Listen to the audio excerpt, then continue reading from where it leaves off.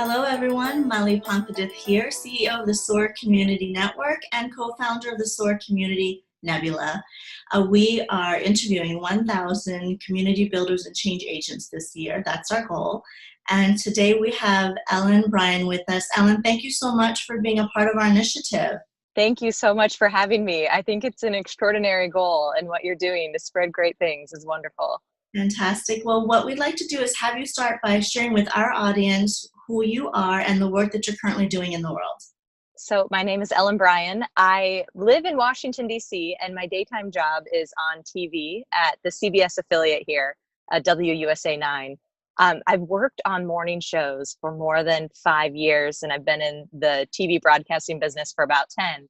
But about a year ago, exactly, I started doing little minute motivation videos.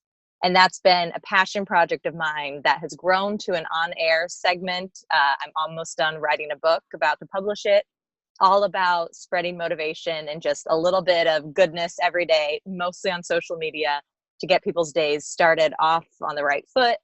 Because in the news, we have so many stories every day just pull you down. And I kept thinking, I need something to start this day that's positive, that we put the good feelings all out there, and to just keep vibrating on that level. That's fantastic. Well, it's certainly aligned with the project that we have here to highlight some incredible souls who are doing good, spreading love, spreading compassion all over this globe. So thank you for being a part of that movement as well. So in your life, when have you experienced love and empathy and compassion and had leaders around you who really cared above and beyond what they were supposed to do and led with their heart to shift you in a positive way? Well, growing up, my family and I were very close. I'm from the Midwest, but I saw people lead us through the hardest time in our lives when my sister, Christina, was struck by lightning. She was struck by lightning when she was 17 years old and went into an anoxic brain injury, or went on to become an anoxic brain injury, and hasn't been able to move or speak since. So when that happened, it will be 19 years ago in June. Our family had no idea what her next step would be, what her recovery would look like. And we just kept leaning on people to lead us through that process. And the heart and the compassion that they had, and the outpouring from the small town that I'm from, and then just people, even across the country, as I've started to share her story. For about 10 years now, I've been a spokesperson for lightning awareness and safety. And it's incredible to see the community, because people can relate to being out in storms and wondering what the dangers of lightning are, but not really sure. And then to see Christina be like, oh, that's what can happen. And then it flips in their minds of what can happen to someone. And they also share that compassion and the strength and persistence my sister has, because she's the most positive person I know. Wow, that's beautiful. I'm so sorry for that. And I'm so grateful that you can pay this forward and educate so many people about the dangers of and how to recover from and how to deal with that. So thank you for that. Yeah. Ellen, when you think of community builders and champions for change, are there characteristics that you've witnessed time and time and again that always come to the surface? I think it's people who are willing to listen, even when they don't agree with you. It's people who might not be on the same side of the aisle as you if you're talking politics. Or my dad is a civil engineer, and so he often does projects in the community where people don't always like change. And sometimes the road can be a mess. Civil engineers work on a lot of roads, and he would see a ton of pushback from people. They just don't like change. But I think when you open yourself up to other possibilities and also will listen to somebody, just start a conversation, it's amazing what you can get done and what you can learn about that person. Again, going back to compassion, having compassion for the situation they're in. And maybe you don't change your viewpoint or your mind in the end, but at least you showed that person that they were worthy of your time and your respect. And I think that goes so much further than just putting up the hand and saying, this is how we're doing it. I know I'm right, and moving on. That's great. What causes do you care about, and how are you using your gifts, your talents, and your life experiences to really help push these movements, these causes, and these interesting projects along? So with my sister, when she was struck by lightning, I was 11 years old, and we spent a lot of time in hospitals. So I became very interested in children's hospitals specifically, and going and volunteering at children's hospitals. And it was a great tie-in to when I was Miss Ohio, 2011, so many years ago now.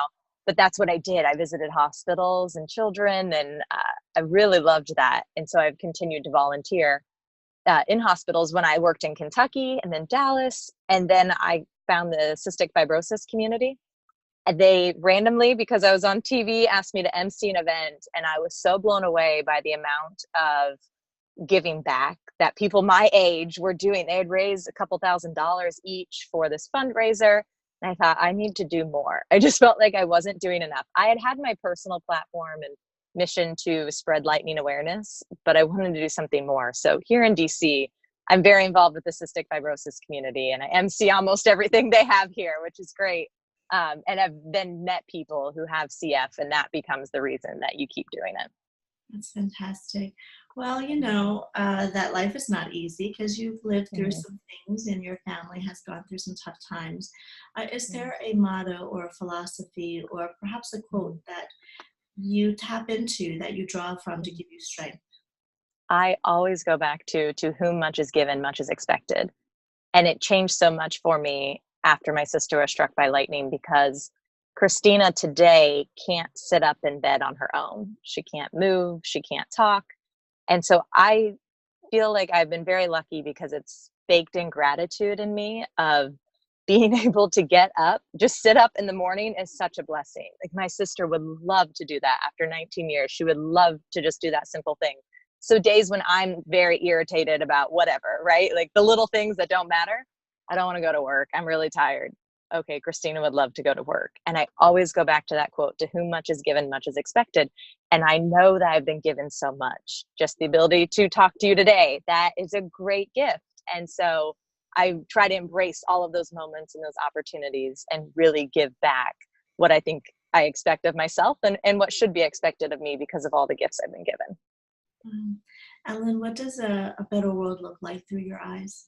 Oh, there's so much, right? I really hate sitting there listening to the news every morning because sometimes I feel like we're just giving you the information, which is our jobs, but it's like, we've got to make a difference somehow, right? I don't know. I really wish that there was just more peace between people, between our differences. It's so hard for me, specifically when you're talking, especially in Washington, D.C., of people just fighting each other constantly instead of stepping back and realizing we're all human. We all want happiness and peace and love and joy. And can't we go back to that, right? And I think it's so hard because that's not an actionable item. Can't we all just be happy and peaceful? And you have to take those steps. And everyone's idea of how to get there is different. And I just wish that we could all work together to make that happen. What would it take for you to move in that direction? You said it's different for everyone. Yeah. What is it for you? So I'm actually doing it right now.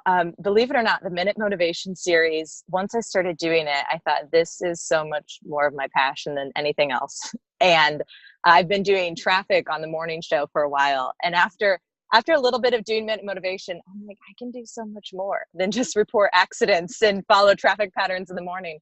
So I'm actually stepping away from that position here in the next couple of months. And moving into a new role that we're still defining at work, but it's giving me the chance to do more things like this, Minute Motivations on air, and bring in people like you who are change agents and are making a big difference in their community, and try to inspire others and spark little ideas and interests, and really try to get everybody living more in their passion and purpose, so that maybe we can somehow put that giant puzzle that is so hard to figure out, find those pieces and put them together. That sounds so fantastic. Well, congratulations. Yeah. Thank you. I'm so excited. Yeah, that's what the role unfolds into, but that's incredible that you have that opportunity to bring more positivity into the news industry. Yes, I'm so excited. I know. So, Ellen, how can people connect with you and learn more about your motivations, get that morning boost of happiness? Oh, I would love for them to, especially because my book's coming out, and I've been waking up at midnight every day to write, because I have to write before I go to work, and I'm at work by 2 a.m. So, let me write, and then I'll go into work. My website's a great place to start. It's www.ellenbryan.com. And then you'll see links to social media.